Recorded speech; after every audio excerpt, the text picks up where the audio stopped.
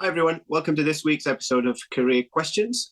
This week, most of our questions we've been getting, or the one on the list has been, how has kind of management and changed during COVID, and how has it kind of affected it in the go-forward position? It's a really interesting question, very, very valid, very relevant. So Saud, I want to start with you. What are your thoughts on this one? So I think it's a really interesting question, and I think we've seen some major trends, major changes over the past few years. I think the first one that comes to mind, the first thing is that it's changed work. The workplace has changed from more like how many hours you've put in, or let's say an oversight perspective, to an output-based perspective. Managers don't worry as much about how many hours you're working or what times you're working as much, or where you're working from. They worry more about whether your tasks are being done on time at a good quality. So I think that's something that managers have done to change their perspective and their management styles. I think that's one big thing that jumps out to me. The second thing I think that jumps out to me is the fact that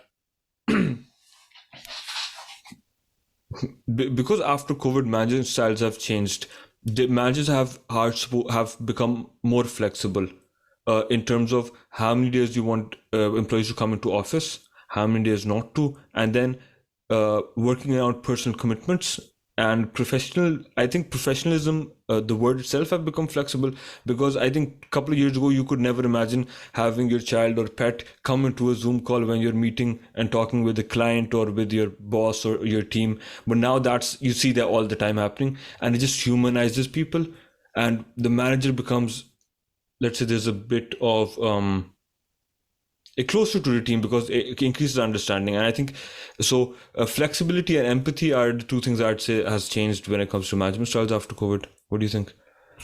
Yeah, no, I'd agree in terms of definitely the areas, and I kind of came out slightly differently in the sense I was thinking about what are the types of things that have changed materially, and then how would managers cope or respond to those changes, and different managers would respond differently. So I think you definitely touched on the big ones, which is one, flexibility. 9 to 5 is kind of gone, whether people want to believe it or not, it's gone. And people are more flexible. As you said, it's outcome focused. So it's not about, I logged on at 9, I finished at 5. No one can monitor that now. Unless you work in a call center and you log your hours, fair enough. But for most of the other kind of blue collar jobs, you can't monitor that. So that's kind of one thing. So the days are spread. I think the second thing as well is that how you are informed, how you inform your team, how you pass on information has changed.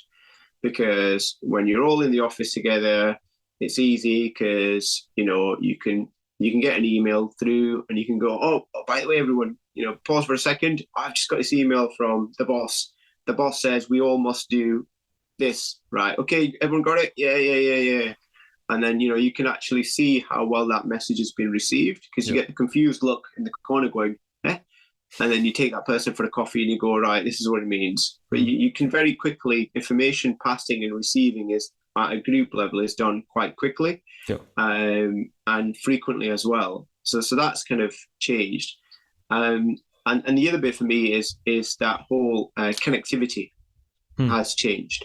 So kind of touching on that, but how you're connected to your team and how the team is then connected to each other internally and then to other teams. So I think for me, those are the three, which is the work sort of structure and how it's done. There's the passing of communication up and down the way, and then there's the interconnectivity of teams. So go on. Yeah, I agree. I think that makes sense. One thing that also I think is that responsibility for managers has increased. It's made their job more challenging in some ways. Yeah. So the work has to be done. It had to be done 3 years ago. It has to be done now. But now the controls in place to make sure that the work is actually done have reduced. It's more a trust-based, a communication-based. Like, if someone's working remotely and not doing the work, you possibly may not find out until it's your time to review the work 2 weeks later, and that could be possibly a bit too late.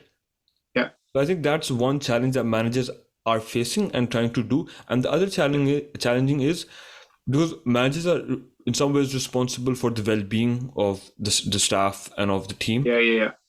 I think managers have to check in more regularly with staff. Like if someone's logged in at 10 p.m., a quick Skype message or a quick call. Hey, how you doing? I see you're logged in at 10 p.m. Everything okay? That's happened to me a lot of times, and it makes you feel that okay, you're a part of the team. The team looks out for you, and I think it's more responsibility on the managers. They have to be more aware of what everyone's doing and how they're doing it and how late they're working or how early they're working. Have you experienced something like that yourself, being a manager? And I think it's 100%. And I think it's it's. I wouldn't necessarily say it makes the job more challenging. It's kind of you need to adapt because back to those three things. It depends on your management style. So for the first thing about flexible working, if you're an outcome focused manager, then that's easy for you. Yeah. So it's not much of an adaptation for you because you're always focused on the outcomes. You're not tracking how many hours your team's doing. You're just saying, right, this is the thing we need to achieve. Here's the clarity as to how we need to achieve it. Now, this is your part of that, right? And as long as you do that part, so if you're that kind of manager, then it's okay. If you're the kind of manager that wants to kind of see the journey, almost in as it might be negatively described, a micromanager, as it's described often, then that becomes hard for you because you're wanting to kind of constantly check in. Yeah. How are you getting on? How are you getting on? Now, in the office, that's easy enough to be done because you could just talk to someone and go, oh, yeah, how are you getting on with that thing? When someone's, not there, then you're checking in constantly. Now, if you add then a bit of flexibility to that and you suddenly go, well, it's not close of business isn't 5 anymore. Close of business could be, midnight for that person. And one of the things I see quite a lot, so I do a lot of kind of mentoring across the bank and externally. And one of the challenges I get and mentees talk about is how do I upward manage my manager to not do that because it's quite painful for them. Yeah. So how do I stop my manager kind of checking in on me at close of business, but my close of business isn't 5? How do I stop them putting in meetings every 2-3 hours, because it's distracting me from my work and I'm spending so much more time reporting. Yeah. So how do I manage them better to inform them, but tell them to kind of give me some space? And so it's all about then, focusing on outcomes. So I think that's an easy one to adapt to if you're natural style. Yeah. Hard to adapt to if it's not your natural style. And then the same goes on, the other point you touched on, which is that, that check-in, that kind of going, yeah, how's it going? Just a general chit chat. Now, if you're a kind of a natural communicator, Bolton amiable style communicator where you can have a chat and you can go, yes, how's it going? What's happening? Oh, yeah, how's your Ramadan going? Just a 2-minute, 3-minute check-in. You kind of feel connected. Yeah. The same way you're probably thinking then very actively about how you keep the team connected. Because pre-COVID, a weekly team meeting was fine. Post-COVID, that might be too long. And you might need more frequent check-ins. But if you're not a natural, amiable communicator, and if you're quite an analytical communicator, logical communicator, then that probably doesn't cross your mind because it's not a problem you see because as an analytical, you're kind of going, yeah, my objectives are clear. I told them the objectives 2 weeks ago, right? I'll catch them at the next team meeting and everything will be fine. And obviously people want more than just objectives and outcomes. Yeah. They want to feel part of something. They want to feel like they're contributing to a broader team. And if someone's, in Bristol or somewhere miles away in North Dakota or something in the States, and they need to feel part of a team. Yeah. And again, easy if that's your natural style, not easy if it's not your natural style, because you're then going very much into your uncomfortable space of, I'm forced to have a communication with someone. I'm forcing myself to, have the chit chat. Yeah. And so there's a lot more of that required. Because you'll probably notice it pre-COVID, everyone had that person in their team who was the person who kept the team morale up, the person who kind of just had a laugh and brought people together. Yeah. But you don't have that anymore. Yeah. It's a reliance on the manager to do more of that now, and to encourage more of that. And if they're not doing that, then you start seeing the interconnectivity breaking within the team, silos being created. and then other teams, silos being created, and then that ultimately impacts productivity, ultimately impacts your effectiveness if you don't address it, and ultimately it affects morale. And then people are, one of the stats I was reading about, how attrition is up. Now, attrition is up because as people lose connectedness with an organization, then they're much more likely to go, oh, there's another job over here. Yeah. Whereas in the past, you had an emotional connection with the organization you worked in because you went there. You met the reception people, and you met the person on security, and you met the person when you went for a coffee. So you felt part of a thing. Now, because that connectivity isn't there, and if you're not focusing on it, you start stepping away. Now it's up to the manager now to kind of do some of that and pull some of that in. So that's where the role, evolves. Yeah, I feel the same thing, especially on the last point you mentioned, that you feel a sense of connectivity with your team, with the firm, with the organization, and that gives you a sense of purpose as well. When I'm into the office, I feel a different energy about myself. And when I'm working alone at home in front of my screen and I have no idea where my team is, it's a different mindset, a different way of working, different feelings associated with that. And I also think, as you said about morale, there was that one person in the team who keeps it together, keeps the mood light, keeps everyone happy and laughing and working good. I think that's very important as well. And just along these thoughts, I think it's very important for managers to know when exactly to invite people to the office. So there's two things that happen. Either managers can, three things that can happen. Either managers can invite people to the office too much, like, okay, 3 days a week you have to come to the office for no reason at all. There's no purpose, there's no face-to-face meetings, there's no collaboration, you're just doing your own work on your laptop quietly. Or they invite you to the office too less. Or they don't, let's not say invite, let's say those days aren't mandatory, encouraged for the whole team. So people aren't going to come. Like maybe I might go a couple of days, someone else might not. It doesn't have that cultural thing as a part of it. Yeah. And then, of course, there are some that are just perfect to maintain the balance, but we're not talking about those right now. No, exactly. I think that's very important. It is. And that kind of goes back to, so, as you were saying, kind of like, as much as the manager's job as not necessarily kind of your responsibility hasn't changed, but the skills you're having to apply are different now, because you need to think about that. It's never a problem pre-COVID to think about, do I need to get my team together? How often?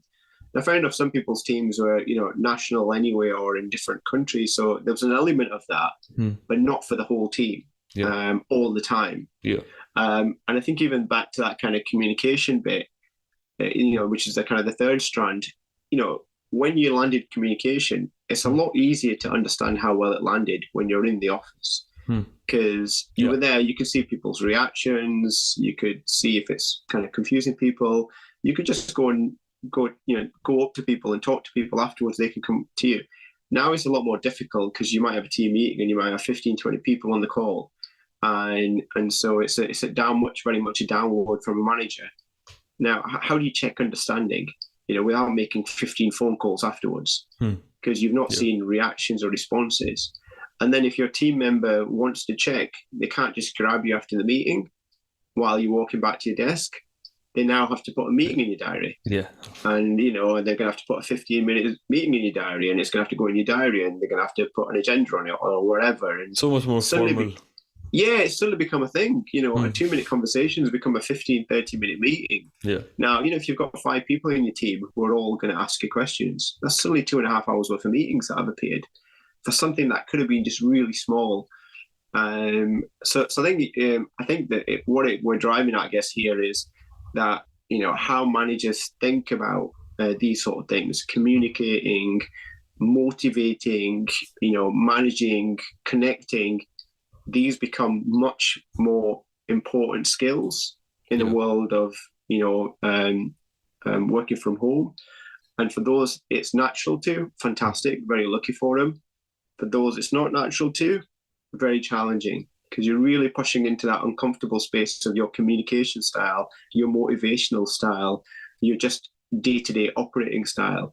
And that's hard then to shift that dial, because like you said, you get your energy from the office, I get my energy from office and talking to people, and So it's natural for us to talk to our teams and have a chat. And I'll often, if I want to get lunch breaks, I'll go and phone some of my team just for a chat.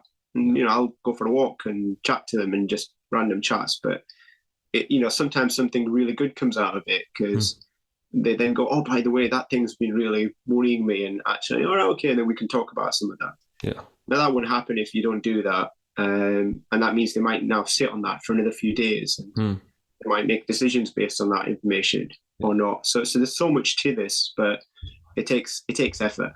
That's right. And I think you summed it up pretty well, what we talked about. You just mentioned communication, flexibility, management styles, improving team morale and culture. And I think that's a good answer to the question.